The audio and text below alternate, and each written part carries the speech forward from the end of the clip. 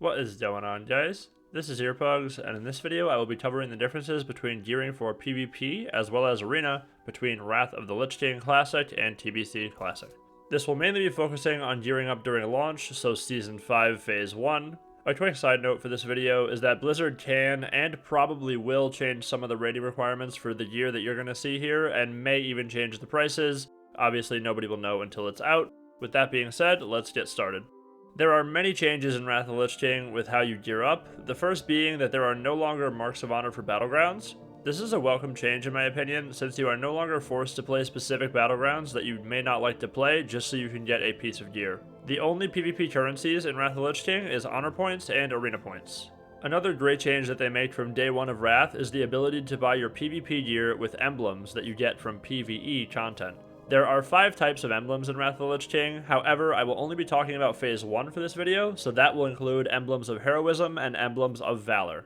You get emblems of heroism from killing bosses in heroic dungeons, as well as the daily dungeon quest. On top of that, the raids Naxxramas, Eye of Eternity, Obsidian Sanctum, and the Vault of Archivon will also drop emblems of heroism off of the bosses in the 10-man mode, and emblems of valor for the 25-man mode. This means that if you are clearing virtually any PvE content, you will end up with some badges which you can then turn in for PvP gear. On the topic of gear, in Phase 1, there will be 4 separate sets of PvP gear to choose from, which is absolutely fantastic because it allows players of all levels to get some PvP gear without having to kill themselves grinding for it like it was on TBC launch. Starting with the lowest item level gear, these are craftable sets that are bind on equipped, so you can actually purchase this right off the auction house if you have a lot of extra gold and you don't have PvP gear from TBC. This is definitely a great option for anybody who has a fresh account with no previous gear, because it's way better than the questing items are for PvP, since it gives you a bunch of stats that you'll need.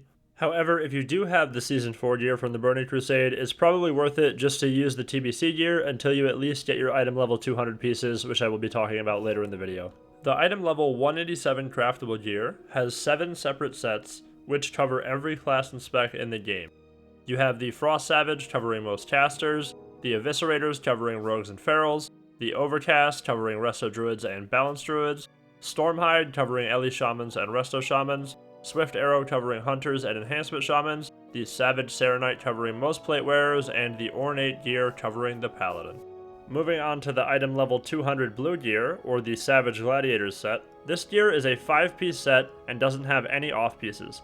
You can buy this gear with emblems of heroism from the vendors in Dalaran, depending on which faction you are on. It costs 30 emblems for the shoulders and gloves, while the head, legs, and chest cost 45 each. You can also buy these from the honor vendors in Orgrimmar and Stormwind for 50,000 to 60,000 honor per piece. However, it's probably better to use those honor points on PvP off pieces first, seeing as you can get this whole set with PvE. Another great option that Wrath of the Lich King brings is the ability to buy PvP gear with both honor and arena points. You can actually buy the Savage Gladiators 5 set with a combination of arena and honor points, reducing the amount of honor points needed by a large margin. The prices range from 200 arena points and 7,200 honor points to buy the Savage Gladiators gloves, and go all the way up to 350 arena points and 12,000 honor points for the chest and leg pieces. You can buy these pieces and other ones from the vendors in Dalaran. They are in the underbelly, aka Dalaran sewers. They are the goblins standing on the wooden platform.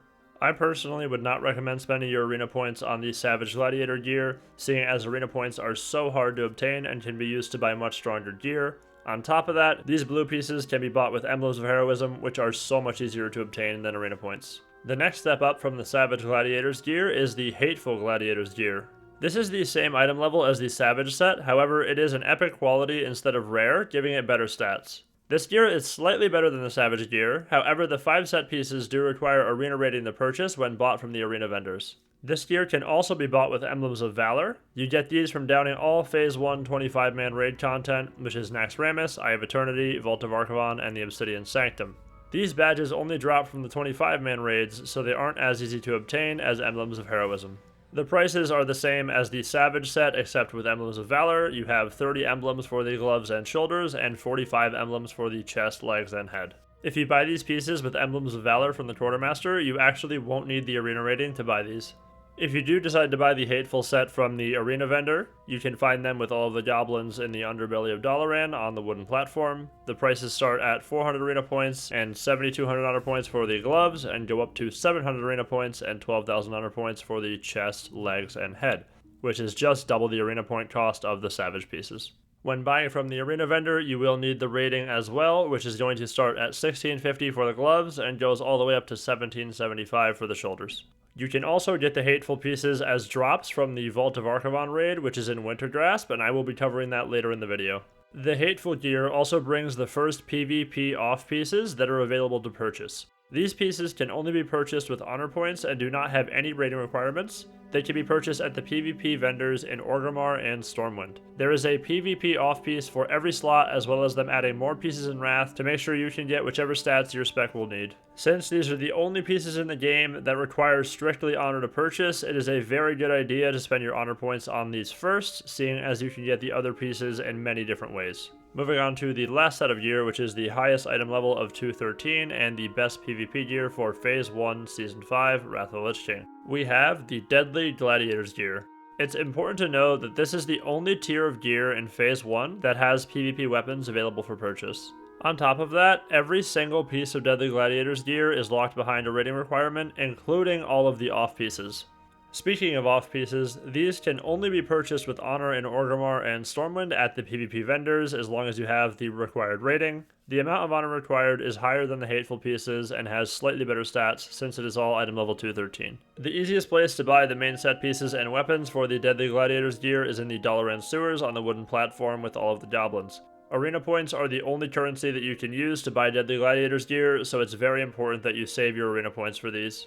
The rating requirements start at 1600 for the off pieces and go all the way up to 2050 for the shoulders. However, there's no way to know which exact rating requirements Blizzard will choose, seeing as they altered them in the Burning Crusade and may do the same for Wrath. Now that gear is covered, let's move on to actually getting honor. You can now queue from Battlegrounds from anywhere in the world by simply hitting H on your keyboard and queuing into whichever one you choose through this tab. You can actually queue for your daily random battleground in this pane. If you do win your daily battleground, it will give you an additional 3,720 honor points as well as 25 arena points. That is on top of whatever honor you just earned in the battleground, which makes for a lot of extra honor. Also, even if you lose, you will still be rewarded with additional honor points. These bonuses also apply anytime that a battleground becomes call to arms. The amount of honor that you earn from Battlegrounds has also been changed. You now receive substantially more honor per battleground. They also changed it so that each person's honor is individualized. This means that your actual individual performance will earn you more or less honor depending on how many objectives you take, etc.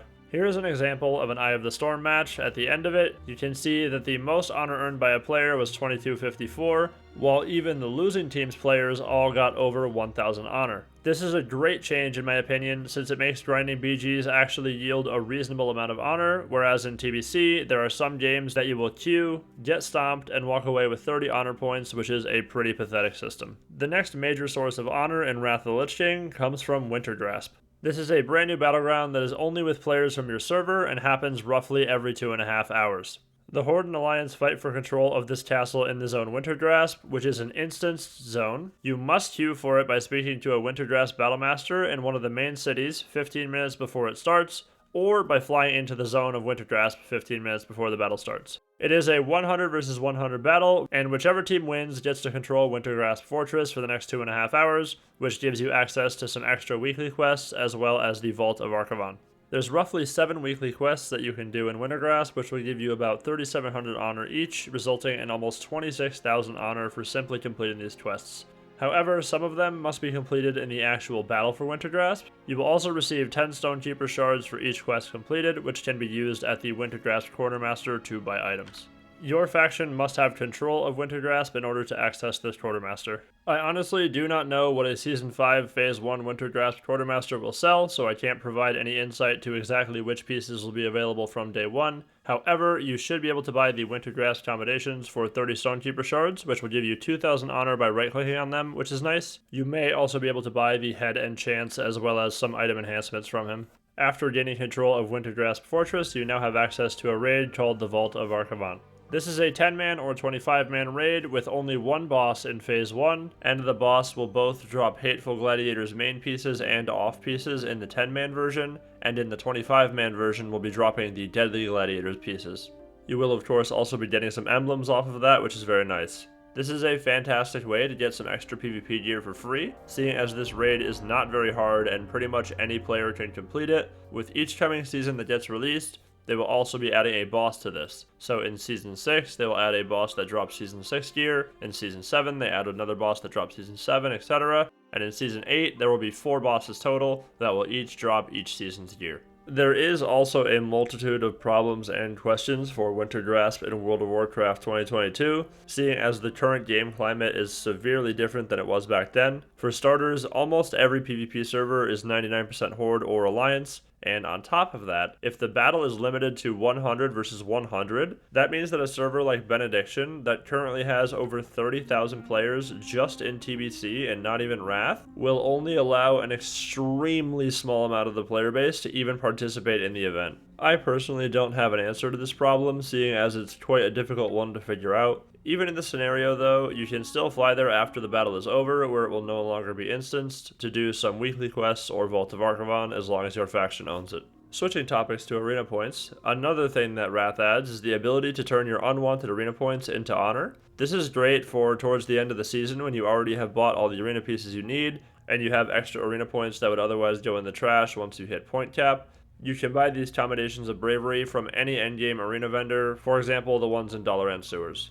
As far as earning arena points goes, it will be the same as TBC, except there are no longer arena teams. You will now have an individual rating and MMR. This is honestly a great change, seeing as you are no longer restricted to a team if you get to high rating, with the threat of having to re-push an entire team's rating all the way back up if you want to leave this one. Not to mention the rampant boosting for titles, etc., where you can do a lot of cheesy stuff by only being 100 points within the range of the title, etc. Overall, gearing up for PvP in Wrath of the Lich King is significantly easier than the Burning Crusade and has many more routes to obtain gear than TBC does, especially on launch, which is fantastic. Of course, you will still have to put some effort in to get a decent set of gear, however, it actually feels obtainable, which was the complete opposite in the start of the Burning Crusade. I will be making exclusively Wrath of the Lich King Arena and PvP videos from this point forward, so definitely sub if you want to see more Wrath content. Liking the video does help me out immensely. Thank you very much for watching, and we will see you guys in the next video.